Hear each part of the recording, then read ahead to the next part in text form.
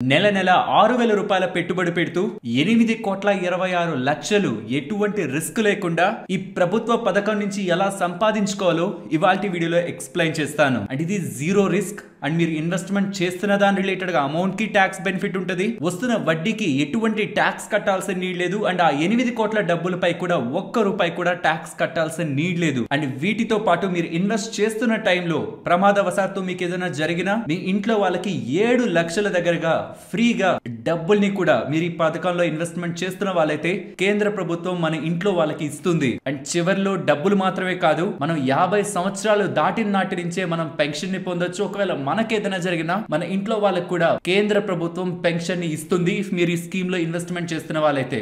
మళ్ళీ చెప్తున్నాను, మీరు ఇందులో పెట్టుబడి పెట్టకుండా ఇంకెక్కడ పెట్టుబడి పెట్టినా లైక్ ఈ కేంద్ర పథకాలు ఏవేవైతే మీకు చాలా గొప్పగా సోషల్ మీడియాలో ఇంక్లూడింగ్ నాతో సహా చెప్తూ ఉంటామో, లైక్ సుకన్య సమృద్ధి యోజన, మహిళా Samman saving certificate, post office monthly income scheme, public provident fund, recent గా చేసిన వీడియో కూడా. ఇక ఏ ఇతర కేంద్ర పథకం, పోస్ట్ ఆఫీస్ పథకాలు ఏవైనా సరే మీరు ఇందులో పెట్టకుండా వాటిల్లో ఎక్కడ డబ్బులు పెడుతున్నా మీరు నష్టపోతున్నట్టే. ఎందుకంటే వాటన్నిటికంటే వడ్డీ ఇక్కడ ఎక్కువ ఉంటుంది. 7 లక్షల దగ్గరగా ప్రమాద బీమా అండ్ వేస్తున్న డబ్బులకి ట్యాక్స్ బెనిఫిట్, వస్తున్న వడ్డీకి ట్యాక్స్ కట్టాల్సిన నీళ్ళే, దాని లాస్ట్ లో వస్తున్న ఆ పెద్ద మొత్తంలో డబ్బులకు కూడా ఒక్క రూపాయి ట్యాక్స్ ని కూడా మీరు కట్టాల్సిన అవసరం లేదు. కాబట్టి ఈ స్కీమ్ గురించి మీరు డీటెయిల్డ్ గా తెలుసుకోవాలి. ఇది అసలు ఎవరు వేయొచ్చు, దీని ఎలిజిబిలిటీ ఏంటి అంటే ఈ స్కీమ్ పేరు చెప్పగానే నాకు తెలిసిందే కదా, మేము కడుతూనే ఉన్నాను కదా అనుకుంటారు. బట్ నేను కొన్ని డీటెయిల్స్ ని మీతో షేర్ చేస్తాను సో దట్ మీరు వెంటనే మీరు జాబ్ ఎవరి దగ్గర చేస్తున్నారో వాళ్ళ దగ్గరికి హెచ్ఆర్ డిపార్ట్మెంట్ దగ్గరికి వెళ్ళి నేను చెప్పింది వాళ్ళతో చెప్పి ఆ లిమిట్ ని పెంచమని అడగండి. సో దట్ అది మీకు లాంగ్ టర్మ్ లో చాలా పెద్ద మొత్తంలో డబ్బుల్ని,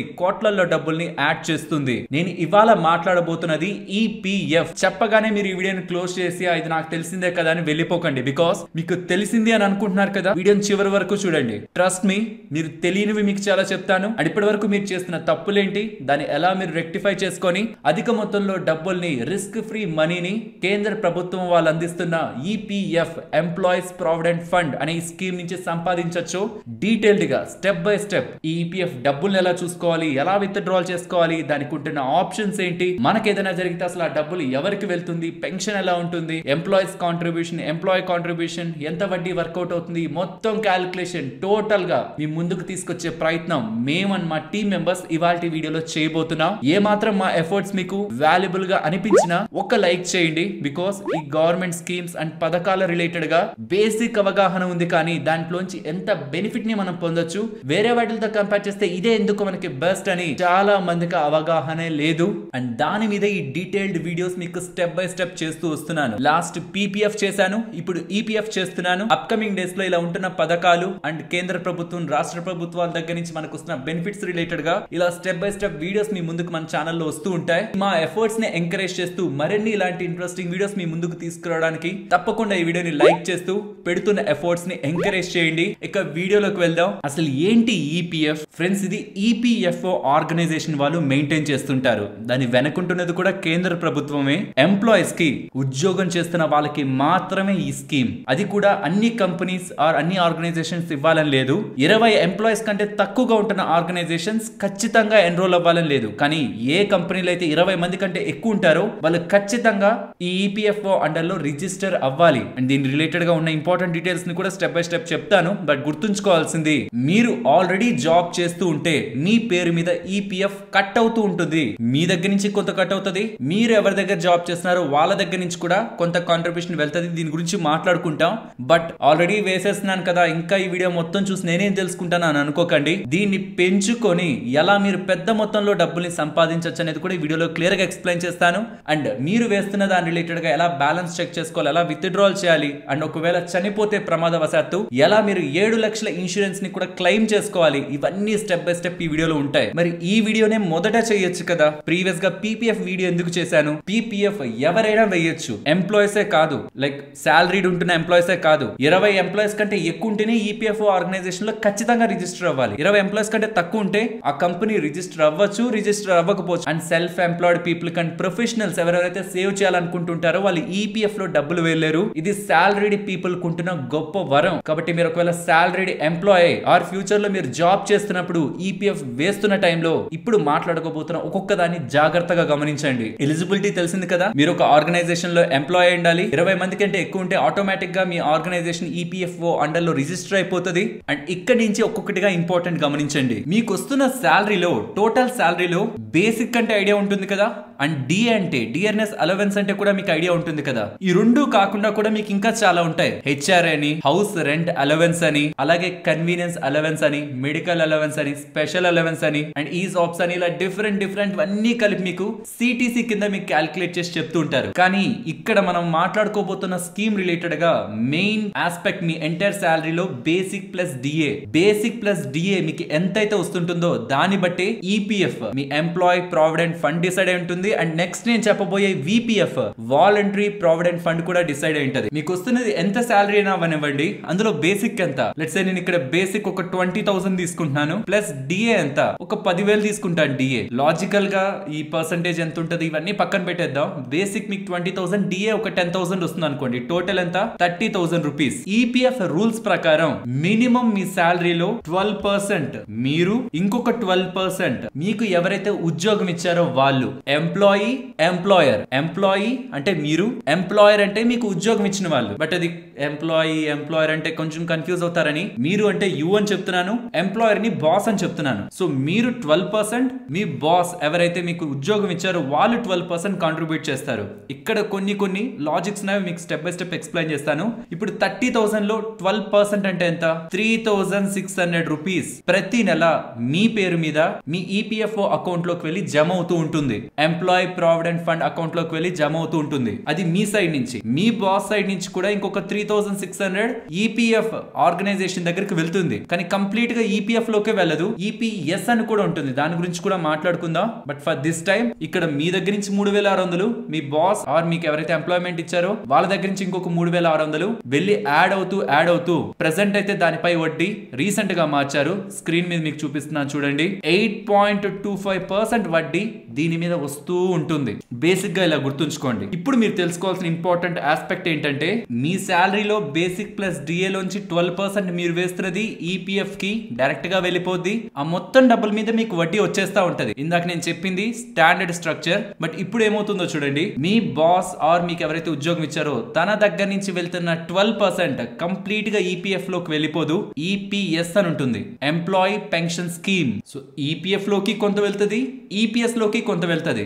ఎంతంత 3.67% ఏమో ఈపీఎస్ లోకి వెళ్తుంది, 8.33% ఏమో ఈపీఎఫ్ లోకి వెళ్తుంది. అంటే ఈ 3.67% కూడా ఒక లిమిట్ ఉంది, మాక్సిమం 1250. ఈ 1250 కంటే లెట్స్ సే మీకు మీ ఎంప్లాయర్ వేస్తున్నది మీ బేసిక్ ప్లస్ డిఏ అంతా కలిపి 12% వేస్తూ ఈ 3.67% కానీ ఒకవేళ 5,000 అయిపోయింది అనుకోండి, ఆ 5,000 మొత్తం పెన్షన్ లోకి వెళ్ళదు, మాక్సిమం 1250 వెళ్తుంది. రిమైనింగ్ ఉంటున్నది మళ్ళీ ఈపీఎఫ్ లోకి వెళ్ళిపోద్ది. కన్ఫ్యూజ్ అవ్వద్దు. మీ దగ్గర నుంచి 12%, మీ ఎంప్లాయర్ దగ్గర నుంచి 12% కట్ అవుతూ మీ ఈపీఎఫ్ కి వెళ్తుంది అనేది గుర్తుంచేసుకోండి. ఇక్కడ ఈపీఎస్ కి వెళ్ళేది, ఎంప్లాయీ పెన్షన్ స్కీమ్ లోకి వెళ్ళేది చాలా తక్కువ. కానీ మీకు చెప్పాలి కాబట్టి చెప్తున్నాను. 8.33, 3.67 ఇవేవి మీరు గుర్తుంచుకోవాల్సిన నీడ్ లేదు. Majority of money EPF account కే వెళ్తుంది. ఈ పెన్షన్ స్కీమ్ కూడా పెద్ద లాభదాయకంగా ఉండేదేం కాదు, దాని గురించి మనం నెక్స్ట్ మాట్లాడుకుందాం. బట్ ఇందులో కూడా డబ్బులు వెళ్తుంటది. అది 3.67% ఆఫ్ యువర్ ఎంప్లాయర్, మీకు జాబ్ ఇచ్చిన అతను వేస్తున్న దాంట్లో 3.67% వెళ్తూ ఉంటది అని గుర్తుంచుకోండి. అండ్ మీకు శాలరీ పెరిగే కొద్దీ 3.67% వాల్యూ పెరుగుతున్నా మాక్సిమం వెళ్ళేది 1250. రిమైనింగ్ ఇక్కడ ఏదైతే మిగిలింటుందో అది కూడా మళ్ళీ ఈపీఎఫ్ అకౌంట్ కి వెళ్ళిపోతుందని జస్ట్ అలా ఉంచుకోండి. ఇది కొంచెం కన్ఫ్యూజింగ్ గానే ఉంటది. ఈవెన్ ఇది గుర్తుంచుకోకపోయినా వచ్చే నష్టమేం లేదు. అండ్ స్టార్టింగ్ లో మాట్లాడుకున్నాం కదా, ప్రెసెంట్ 8.25% వడ్డీ మనకు వస్తుంటదని. అది ఈపీఎఫ్ అకౌంట్ లో వెళ్లే మనీకే వస్తుంది, ఈపీఎస్ దాంట్లోకి రాదు. అంటే 1250 రూపీస్ ఏదైతే మీకు ఈపీఎస్ అకౌంట్ లోకి వెళ్తుంటదో దాని మీద మనకు వడ్డీ ఉండదు. రిమైనింగ్ ఏదైతే డబ్బులు ఉంటుందో ఈపీఎఫ్ అకౌంట్ లోకి వెళ్తున్న దానికి మాత్రం మనకు వడ్డీ ఉంటది. ఇప్పుడు ఇంపార్టెంట్ ఆస్పెక్ట్, మీకు ఈపీఎఫ్ లో ఇన్వెస్ట్మెంట్ చేస్తున్నప్పుడు యూజువల్ గా ఎలా క్యాలిక్యులేట్ చేసుకుంటుంటా అంటే సెక్షన్ 80C లో మనకి 1,50,000 దగ్గరగా ఈ స్కీమ్ లో ఇన్వెస్ట్మెంట్ చేస్తే మీరు అలా ఇన్వెస్ట్ చేస్తున్న డబ్బులపై జీరో ట్యాక్స్. లెట్స్ సే మీకు ఒక 20 lakhs సాలరీ ఉందనుకోండి, సెక్షన్ 80C లో ఈపీఎఫ్ అండర్ లో మీరు ఇన్వెస్ట్మెంట్ చేస్తుంటే అందులో నుంచి 1.5 lakh తీసేసి 18.5 lakhs కి మాత్రమే మీరు ట్యాక్స్ ని క్యాల్కులేట్ చేసుకుంటారు. మిగిలినవన్నీ కూడా చూసుకుంటారు, బట్ ఇది డిడక్ట్ చేసుకుంటారు. సో ఇది ఒక బెనిఫిట్. రెండో బెనిఫిట్, మీరు వేస్తున్న డబ్బులపై నెల నెల కట్ అవుతున్న డబ్బులపై ఏదైతే ఇంట్రెస్ట్ నేను మీకు ప్రెసెంట్ 8.25% వస్తుంది ప్రెసెంట్ వస్తుంది అని చెప్తున్నాను, దానిపై మీరు ఆ వడ్డీపై మీరు జీరో ట్యాక్స్, ఎటువంటి ట్యాక్స్ కూడా కట్టాల్సిన నీడ్ లేదు. అండ్ మూడవది, ఇక్కడ స్క్రీన్ మీద కనిపిస్తున్నట్టు మీకు వస్తున్న 30,000 జీతంపై మీరు ఈపీఎఫ్ అండర్ లో ఇన్వెస్ట్మెంట్ చేసుకుంటూ వెళ్తే మీకు 8,20,00,000 పైగా డబ్బులు వస్తుంది కదా, అలా కాంపౌండ్ అయి వచ్చిన డబ్బుల మీద కూడా మీరు 1 రూపీ కూడా ట్యాక్స్ కట్టాల్సిన నీడ్ లేదు. ఇక్కడ వరకు మెజారిటీ అందరికీ తెలుసుంటుంది, కానీ ఈ కాన్సెప్ట్ ని జాగ్రత్తగా అర్థం చేసుకోండి. ఒక సంవత్సరంలో 1,50,000 కాదు, మీరు 2,50,000 వరకు ఈ ఈపీఎఫ్ అండర్ లో ఇన్వెస్ట్మెంట్ చేయొచ్చు. 1,50,000 వరకు మనకి యూజువల్ గా ఎక్కువ మంది ఫోకస్ చేస్తుంటాం సెక్షన్ 80C అండర్ లో పెట్టుకొని, బట్ ఇంకొక 1,00,000 వరకు కూడా మీకు బెనిఫిట్ వస్తుంది. ఈపీఎఫ్ లో మీరు మీ సైడ్ నుంచి 12% మాత్రమే కాంట్రిబ్యూట్ చేయగలరు, కానీ విపిఎఫ్ వాలంటరీ ప్రావిడెంట్ ఫండ్ ఇది కూడా ఈపీఎఫ్ కి ఒక ఎక్స్టెన్షన్. మీరు మీ ఎంప్లాయర్ దగ్గరికి వెళ్ళి ఆర్ మీరు హెచ్ఆర్ దగ్గరికి వెళ్ళి నేను ఇలా విపిఎఫ్ ని ఓపెన్ చేద్దాం అనుకుంటున్నాను ఆర్ విపిఎఫ్ లో కాంట్రిబ్యూట్ చేసుకుందాం అనుకుంటున్నానని మీరు చెప్తే మీ బేసిక్ ప్లస్ డిఏ లో ఇప్పటి వరకు 12% కదా ఈపీఎఫ్ వెళ్ళింది, మీరు ఎంత కావాలంటే అంత చేయొచ్చు. Up to 100% of your basic plus DA ని మీరు విపిఎఫ్ లో ఇన్వెస్ట్మెంట్ చేసుకోవచ్చు. సింపుల్ గా చెప్పాలంటే మీరు ఆల్రెడీ 1,50,000 వరకు పట్టిస్తున్నారు సెక్షన్ 80C అండర్ లో, అంటే నెలకి 12,500 దగ్గరగా పట్టించేస్తున్నారు. సెక్షన్ 80C బెనిఫిట్ ఉంటది, ఇంట్రెస్ట్ మీద ట్యాక్స్ ఉండదు, వచ్చే వెల్త్ మీద కూడా ట్యాక్స్ ఉండదు అనుకుని పట్టిస్తున్నారు. కానీ విపిఎఫ్ ఇంకొక 1,00,000 పట్టించచ్చు ఇంకా, అంటే నెలకి 8,333 రూపాయల దగ్గరగా మీరు ఎక్స్ట్రాగా పట్టించవచ్చు. దాని మీద మీకు సెక్షన్ 80C లో బెనిఫిట్ ఉండదు, కానీ ఆ డబ్బులపై మీకు 8.25% వడ్డీ అండ్ అది క్రియేట్ చేసే కాంపౌండింగ్ ఇంపాక్ట్ వెల్త్ పై కూడా మీకు 1 రూపాయి కూడా ట్యాక్స్ ఉండదు కదా. సో 2.5 lakh కి మీ విపిఎఫ్ అండ్ ఈపీఎఫ్ కలిపి ఉండేలా చూసుకోండి. మాక్సిమం బెనిఫిట్ ని మీరు ఇందులోంచి పొందొచ్చు. అండ్ ఫ్రెండ్స్, వీడియోని ఫర్దర్ గా కంటిన్యూ చేసే ముందు షేర్ చేసిన ఇన్ఫర్మేషన్ మీకు వాల్యుబుల్ గానే అనిపించిందా? అనిపిస్తే వీడియోని తప్పకుండా లైక్ చేయండి, సో దట్ ఇలాంటి ఇంకొన్ని వీడియోస్ మీ ముందుకు తీసుకురావడానికి మాకు మోటివేషన్ గా ఉంటుంది. 12% వరకు ఈపీఎఫ్ అండర్ లో, ఇక 12% పైన ఇంకా మీ ఇష్టం. 20 వేస్తారా, 30 వేస్తారా, 50 వేస్తారా, 100% వేస్తారా? బికాస్ కొంతమంది సైడ్ గా బిజినెస్ చేస్తుంటారు, ఇతర ఇన్కమ్స్ ఉంటుంటాయి, వాళ్ళకి అలా వస్తూ ఇల్లంతా మేనేజ్ అయిపోతుంటది, మొత్తం ఖర్చులు అయిపోతుంటాయి. ఇప్పుడు వాళ్ళు శాలరీ స్ట్రక్చర్ 30% లో ఉన్నారనుకోండి, వాళ్ళ డబ్బులు ఇంకెక్కడ పెట్టినా వాళ్ళు నష్టపోతున్నట్టే. ఇక్కడ వాళ్ళు 100% బేసిక్ ప్లస్ డిఎన్ వేసేసుకున్నారనుకోండి, ఆ మొత్తం డబ్బులు ట్యాక్స్ ఫ్రీ 8.25% తో రిటర్న్ జనరేట్ అవుతుంటది. ఇంకెక్కడ వేయగలరు చెప్పండి? ఎఫ్డి మీద వేశారనుకోండి 30% ట్యాక్స్ ల్యాబ్ కొడుతుంది. స్టాక్ మార్కెట్స్ లో ఇన్వెస్ట్మెంట్ చేసినా వేస్తున్న డబ్బులకి మనకి ట్యాక్స్ బెనిఫిట్ ఏమి ఉండదు, ఈఎల్ఎస్ఎస్ లో వేస్తే తప్పించి. అండ్ వస్తున్న దానిపై క్యాపిటల్ గెయిన్స్ కట్టాల్సిందే కదా, క్యాపిటల్ గెయిన్స్ ట్యాక్స్ కట్టాల్సిందే కదా. సో కాబట్టి బేసిక్ ప్లస్ డిఏ మీకు ఎంతైతే వస్తుందో అందులో 12% మినిమం వెళ్తుంటది, కానీ దీన్ని మీరు మాక్సిమం 100% వరకు పెంచొచ్చు. అలా పెంచుతున్నప్పుడు ఒక లాజిక్ గుర్తుంచుకోవాలి, సంవత్సరానికి ఈపీఎఫ్ ప్లస్ విపిఎఫ్ మొత్తం కలిపి 2,50,000కి మించకుండా చూసుకోండి. ఎందుకంటే 2,50,000 వరకు మీరు చేస్తున్న ఇన్వెస్ట్మెంట్ కి ఎలా ఉంటుందో చెప్తాను, జాగ్రత్తగా వినండి. మీరు 1,50,000 వరకు చేస్తే ఎలాంటి బెనిఫిట్ ఉంటుందో ఇక్కడ మీరు తెలుసుకున్నారు. సెక్షన్ 80C లో బెనిఫిట్ వచ్చింది, వస్తున్న ఇంట్రెస్ట్ కి మీకు ఎటువంటి ట్యాక్స్ పడలేదు, అండ్ లాంగ్ టర్మ్ లో క్రియేట్ అవుతున్న వెల్త్ కి ఎటువంటి ట్యాక్స్ పడలేదు. కానీ 2,50,000 కానీ మీరు మించారంటే మీ ఇన్వెస్ట్మెంట్ ఈపీఎఫ్ ప్లస్ విపిఎఫ్ అన్నిట్లో కలిపి మీకు దానిపై జనరేట్ అవుతున్న వడ్డీ 8.25% వడ్డీపై ట్యాక్స్ పడుతుంది, ట్యాక్స్ ఉంటుంది. ఆ ట్యాక్స్ బెనిఫిట్ ని మీరు కోల్పోతున్నట్టు. మరి ట్యాక్స్ కట్టాల్సి వచ్చినప్పుడు ఇక్కడ ఎందుకు ఇన్వెస్ట్ చేస్తాం? బయట ఇతర ఆపర్చునిటీస్ లో ఇన్వెస్ట్మెంట్ చేస్తాం. అండ్ ఈ పర్సెంట్ పై మీరు ట్యాక్స్ ఒకవేళ 30% పే చేస్తున్నారనుకోండి, దీనికి బదులు మనకి పీపీఎఫ్ బెటర్ అవుతుంది. అర్థమవుతుందా? పబ్లిక్ ప్రావిడెంట్ ఫండ్ బెటర్ అవుతుంది, బికాస్ అక్కడ 7.1 వితౌట్ ట్యాక్స్, దీని మీద 30% ట్యాక్స్ అంటే ఇది 600 లోకి వెళ్ళిపోతుంది నెట్ రిటర్న్ మనకి. సో 2.5 lakh వరకు ఈపీఎఫ్ అండ్ విపిఎఫ్ లో వేసుకొని మిగలంగా సుకన్య సమృద్ధి యోజన ఇక ఇతర స్కీమ్స్ లో మనకి ఏది బెనిఫిట్ ఉండదు, అంటే మనకి వేయడానికి ఎలిజిబిలిటీ లేక అండ్ వాటిలో ఉంటున్న ట్యాక్స్ ని క్యాల్కులేట్ చేసుకుంటే బెనిఫిట్ లేక మనకి చూస్తుంటే నెక్స్ట్ లైన్ లో మనకి పీపీఎఫ్ కూడా ఒక వండర్ఫుల్ ప్రొడక్ట్, అది వీక్ ప్రొడక్ట్ ఏం కాదు, వండర్ఫుల్ ప్రొడక్ట్. బట్ సాలరీడ్ అయి మీకు ఈపీఎఫ్ వేసుకునే స్కోప్ ఉంటుంటే ఈపీఎఫ్ ని మాక్సిమం 2,50,000 వరకు సంవత్సరానికి వేయండి. దాంతో మీరు వచ్చే మోస్ట్ ఆఫ్ ద బెనిఫిట్స్ ని ఎక్స్పీరియన్స్ చేయొచ్చు. 2,50,000కి మించి మాత్రం మాత్రం ఈపీఎఫ్ లో వేయొద్దు. ట్యాక్స్ రిలేటెడ్ గా ఉంటున్న ఇంపార్టెంట్ ఇన్ఫర్మేషన్ ని మొత్తం సింప్లిఫై చేస్తే ఇక్కడ మీకు స్క్రీన్ పైన ఉంచేస్తున్నాను, జాగ్రత్తగా గమనించండి. ఇన్వెస్ట్మెంట్ చేస్తున్నప్పుడు సెక్షన్ 80C అండర్ లో మీకు 1,50,000 దగ్గరగా మీరు చేసిన ఇన్వెస్ట్మెంట్ పై డిడక్షన్ ఉంటది. దాని మీద మీరు ట్యాక్స్ పే చేయాల్సిన అవసరం లేదన్నాను కదా. సో మీకు 1.5 lakh దగ్గరగా బెనిఫిట్ ఉంటది. మీరు ఇన్కమ్ ట్యాక్స్ దాని మీద పే చేయాల్సిన నీడ్ లేదు. అలాగే మీ ఎంప్లాయర్ కూడా మీ పేరు మీద వేస్తున్నాడు కదా డబ్బులు, అలా తను వేస్తూ మాక్సిమం 7.5 lakh వరకు కూడా తను డిడక్షన్ ని పొందొచ్చు. Not only EPF, NPS or ఇతర కేటగిరీస్ లో ఎందులో అయినా సరే పేరు మీద తను చేస్తున్న డబ్బులు ఆర్ ఇన్వెస్ట్మెంట్, మీ పేరు మీద తను చేసిన ఇన్వెస్ట్మెంట్ కి మాక్సిమం 7.5 lakh, దానికి మించి తను చేస్తుంటే దాని మీద ఇన్కమ్ ట్యాక్స్ బెనిఫిట్స్ తనకు ఉండవు. మీకు సెక్షన్ 80C అండర్ లో మీరు చేసిన ఇన్వెస్ట్మెంట్ పై 1,50,000 వరకు మీరు చేసిన ఇన్వెస్ట్మెంట్ పై మీరు ట్యాక్స్ కట్టాల్సిన నీడ్ లేదు. నెక్స్ట్ ఇంట్రెస్ట్ విషయానికి వస్తే మీకు 2,50,000 దగ్గరగా బెనిఫిట్ ఉంటది. ఇందాక చెప్పాను కదా, 2,50,000 దగ్గరగా బెనిఫిట్ ఉంటది. అంతకు మించి మీరు ఇంట్రెస్ట్ ని మీ సైడ్ నుంచి వస్తున్న కాంట్రిబ్యూషన్, ఎంప్లాయీ మీరు కలిపి చేస్తున్నది కాదు, మీ సైడ్ నుంచి వస్తున్న కాంట్రిబ్యూషన్ 2,50,000 కానీ దాటితే దాని మీద వచ్చే ఇంట్రెస్ట్ కి మీరు ట్యాక్స్ ని పే చేయాలి. ఓకే కదా. ఇంట్రెస్ట్ మీకెంత, లాస్ట్ లిమిట్ ఎంత, 2,50,000 వచ్చే ఇంట్రెస్ట్ కాదు. ఎంత ఇన్వెస్ట్మెంట్ చేయాలి సంవత్సరం 2,50,000. అంతకు మించి మీరు ఇన్వెస్ట్మెంట్ చేస్తే వడ్డీ వస్తుంది,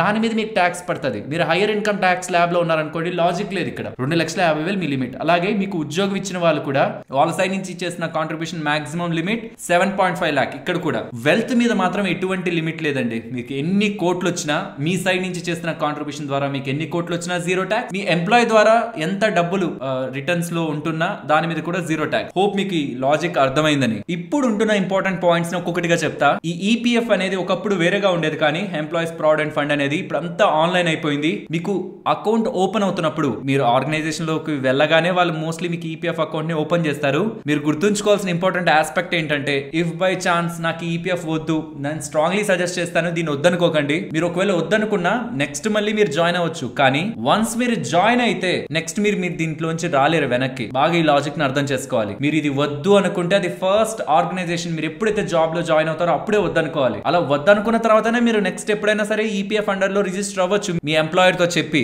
సో ఏదైనా వద్దనుకుంటే అది ఫస్ట్ ఇయర్ లోనే వద్దనుకోవాలి, అంటే ఫస్ట్ ఆర్గనైజేషన్ ఫస్ట్ జాబ్ లోనే వద్దనుకోవాలి. ఎందుకంటే టేక్ హోమ్ శాలరీ నాకు ఎక్కువ కావాలి, బయట చాలా అప్పులు ఉన్నాయి, ఏదో ఒక రీజన్ నేను అసలు ఈపీఎఫ్ లో ఒక్క రూపాయి కూడా వేయాలనుకోవట్లేదు. ఒకవేళ మీ శాలరీ ఖచ్చితంగా 15,000 కంటే అబవ్ ఉంటే మీ చేతుల్లో ఆ స్వేచ్ఛ ఉంటది, నేను రిజిస్టర్ అవ్వను అని కంపల్సరీగా మీరు చెప్పి రిజిస్టర్ అవ్వాల్సిన నీడ్ లేదు. మీ సైడ్ నుంచి ఆ 12% ఆర్ ఈ విపిఎఫ్ ఏది కూడా కట్టాల్సిన నీడ్ లేదు, అంటే కంపల్సరీ ఏం కాదు. కానీ మీరు వన్స్ ఒక ఫస్ట్ ఆర్గనైజేషన్ లో రిజిస్టర్ అయిపోతే మీ పేరు మీద యుఏఎన్ అనేది క్రియేట్ అవుతుంది, యూనివర్సల్ అకౌంట్ నెంబర్. వన్స్ అది క్రియేట్ అయ్యాక మీరు ఏ కంపెనీలో చేస్తున్నారో ఆ కంపెనీలో మీకు ఈపీఎఫ్ అకౌంట్ ఉంటుందా, మీకు యుఏఎన్ నెంబర్ క్రియేట్ అయిపోతుందా. దెన్ ఒక కంపెనీ నుంచి ఇంకొక కంపెనీకి షిఫ్ట్ అవుతున్నప్పుడు కూడా ఈ ఈపీఎఫ్ అకౌంట్ అక్కడికి షిఫ్ట్ అయిపోద్ది. మీరు ఏం చేయాల్సిన నీడ్ లేదు, ఆటోమేటిక్ గా అన్ని ఆన్లైన్ ప్రాసెస్ లోనే జరిగిపోతాయి. జస్ట్ మీరు డాక్యుమెంట్స్ ని ఇంకొక కంపెనీలో సబ్మిట్ చేసుకోవడం, ఈ కంపెనీకి నేను ఈ కంపెనీకి ట్రాన్స్ఫర్ అవుతున్నానని చెప్పడం, లేదా ఆన్లైన్ లో కూడా మీరు ట్రాన్స్ఫర్ ని జస్ట్ విత్ ఇన్ క్లిక్స్ తో మీరు చేసేయచ్చు. ఒకవేళ కడుతున్న వ్యక్తి మధ్యలోనే చనిపోతే మీరు ఇక్కడ స్క్రీన్ పైన గమనించండి వెబ్సైట్ ని.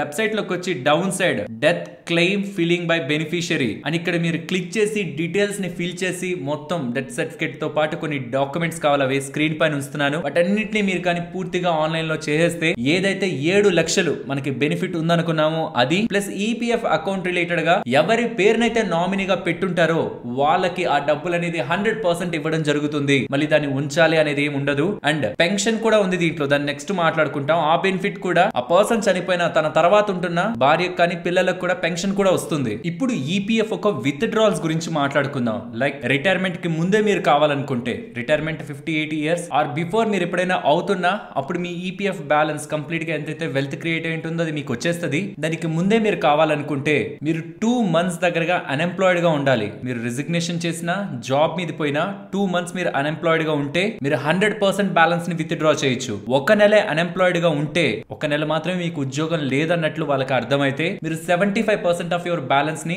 విత్ డ్రా చేయొచ్చు. అండ్ పార్షియల్ విత్ డ్రాల్స్ మెడికల్ ఎమర్జెన్సీలో, కొత్త ఇల్లు కట్టాలన్నా, ఇంటికి రిపేర్లు చేయించాలన్నా, పిల్లల చదువులకి, పిల్లల పెళ్లికి చాలా టర్మ్స్ అండ్ కండిషన్స్ తో పార్షియల్ గా మీరు విత్ డ్రాల్ చేయొచ్చు. దానికి సంబంధించిన పూర్తి వివరాలు ఇక్కడ మీకు స్క్రీన్ పైన పెడుతున్నాను. అండ్ ఈవెన్ ఎర్లీ రిటైర్మెంట్ కోరుకునే వాళ్ళు ఉంటారు 55 ఇయర్స్ ఆర్ దాని తర్వాత అయినా, అప్పుడు కూడా వాళ్ళు కావాలంటే కంప్లీట్ గా విత్ డ్రాల్ చేసుకోవచ్చు. అండ్ ఈవెన్ రిటైర్మెంట్ ఇంకా అయిపోబోతున్నారు, ఇంకా 1 year ఉంది, అప్పుడు కూడా మీరు 90% డబ్బుల్ని తీసుకోవచ్చు. ప్రీవియస్ గా చెప్పాను కదా, ఒక నెల అన్ఎంప్లాయిడ్ గా ఉన్న మీరు మీరు 75% డబ్బులు తీసుకోవచ్చని, మిగిలిన 25% మీరు కొత్తగా జాబ్ ఎవరి దగ్గర జాయిన్ అవుతున్నా వాళ్ళకి ట్రాన్స్ఫర్ అయిపోతుంది. 5 సంవత్సరాల లోపు కానీ మీరు తీస్తే మీకు ఏ బెనిఫిట్స్ అయితే స్టార్టింగ్ లో అన్ని మాట్లాడుకున్నావో ఆ ఏ బెనిఫిట్స్ మీకు ఉండవు. అండ్ ఐ థింక్ అలా మీరు తీసేస్తున్నది ఒక 50,000 కంటే అబౌవ్ అవుతుంటే 10% టీడీఎస్ కూడా కట్ అవుతుంది అనుకుంటా. చాలా వర్స్ట్ థింగ్ అది. 5 years లోపే తీసేద్దాం అనుకుంటే మీకు ఏ బెనిఫిట్ ఉండదన్న విషయం గుర్తుంచుకోవాలి. సో లాజికలీ 5 సంవత్సరాల లోపే ఈపీఎఫ్ అకౌంట్ లో వేసింది వితౌట్ రెసిగ్నేషన్ ఆర్ వితౌట్ మనం ఇందాక మాట్లాడుకున్న లాజిక్స్ ఏవి కూడా కాకుండా నార్మల్ గా మీరు విత్డ్రా చేసేస్తాను అంటే మీకు బెనిఫిట్స్ ఏ ఉండవు, యూజ్లెస్ అవుతుంది అప్పుడు అది. అండ్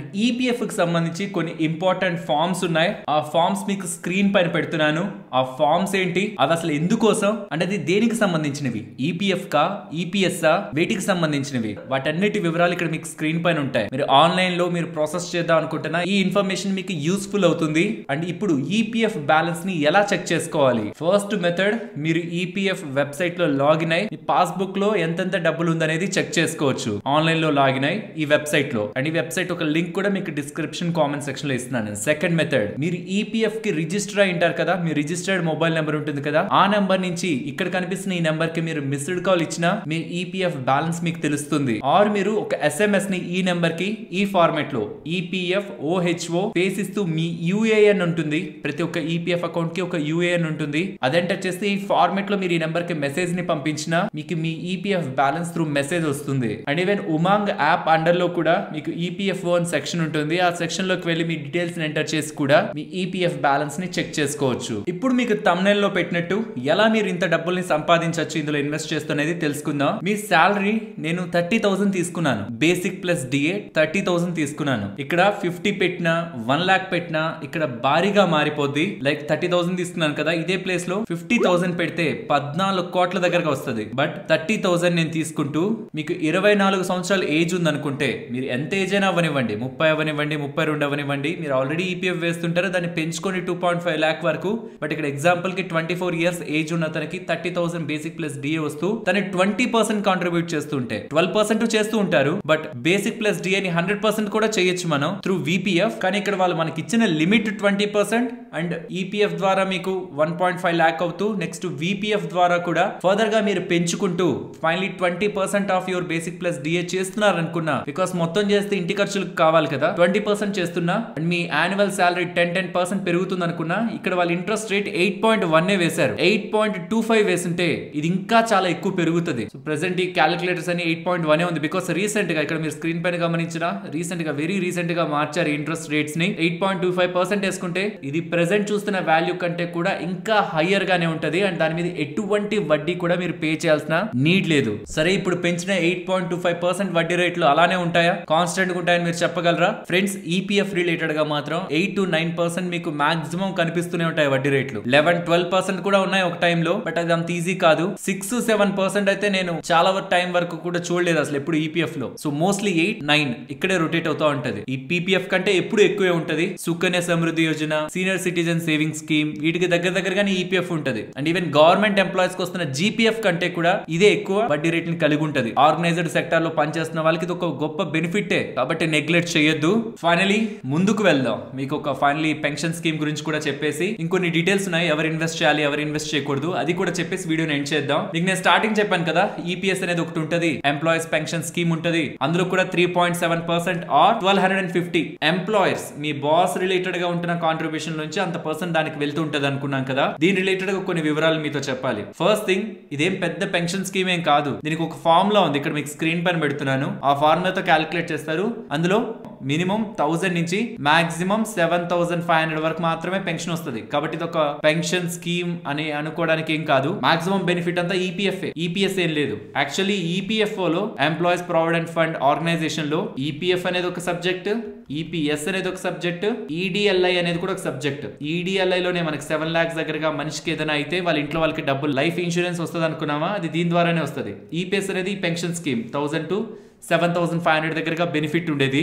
మీరు రిటైర్ అయిన ఏజ్ నుంచి 58 ఇయర్స్ తర్వాత నుంచి మీకు ఈ పెన్షన్ రావడం స్టార్ట్ అవుతుంది. ఒకవేళ మీరు 60 ఇయర్స్ తర్వాత తీసుకుంటాను పెన్షన్ కానీ మీరు అనుకుంటే మీరు రిటైర్మెంట్ 58 ఆ టైంకి అయిపోయింది, నెక్స్ట్ 2 ఇయర్స్ కూడా కామ్గా ఉంటాను, 60 ఇయర్స్ తర్వాత పెన్షన్ ఇవ్వమని అడిగితే 4% పర్ యానం పెంచిస్తారు, ఇంకొంచెం పెన్షన్ పెంచిస్తారు. ఈ లోపు మీకు ఏదైనా అయినా పెన్షన్ తీసుకుంటున్న టైంలో కానీ ముందుగా ఏదైనా అవుతున్నా ఆ పెన్షన్ లో కొంత కట్ చేసి భార్య పిల్లలకు కూడా పెన్షన్ ఇస్తారు. కానీ పెన్షన్ కావాలంటే ఆ పెన్షన్ రావాలి, ఎలిజిబిలిటీ ఉండాలంటే ఖచ్చితంగా 10 సంవత్సరాల దగ్గరగా మీరు ఈ ఈపీఎస్ రిలేటెడ్ గా కాంట్రిబ్యూట్ చేసి ఉండాలి. లెట్స్ సే మీరు 9 సంవత్సరాల 6 నెలలు కాంట్రిబ్యూట్ చేశారు, మిగిలింది చేయలేదు, దెన్ మీరు అప్పటి వరకు ఎంతైతే ఈపీఎస్ అకౌంట్ లోకి వెళ్ళుంటుందో పెన్షన్ స్కీమ్ లో భాగంగా వెళ్ళుంటుందో అది మొత్తం కూడా మీరు తీసుకోవచ్చు. తర్వాత ఆపేద్దాం అనుకున్నారు, ఏదో సమ్ రీజన్స్ ఈపీఎఫ్ అకౌంట్ లోంచి డబ్బులు తీసేయచ్చు, ఈపీఎస్ అకౌంట్ నుంచి డబ్బులు తీసేయచ్చు లంసమ్ లో. పెన్షన్ అయితే రాదు. పెన్షన్ రావాలంటే ఖచ్చితంగా 10 సంవత్సరాలు దాంట్లో డబ్బులు పెట్టుండాలి. అంటే 10 సంవత్సరాలు ఈపీఎఫ్ రిలేటెడ్ గా కంటిన్యూస్ గా మీరు డబ్బులు వేసుకుంటూ ఉండాలి. అండ్ ఈఎల్డిఎస్ స్కీమ్ రిలేటెడ్ గా చెప్పాను కదా,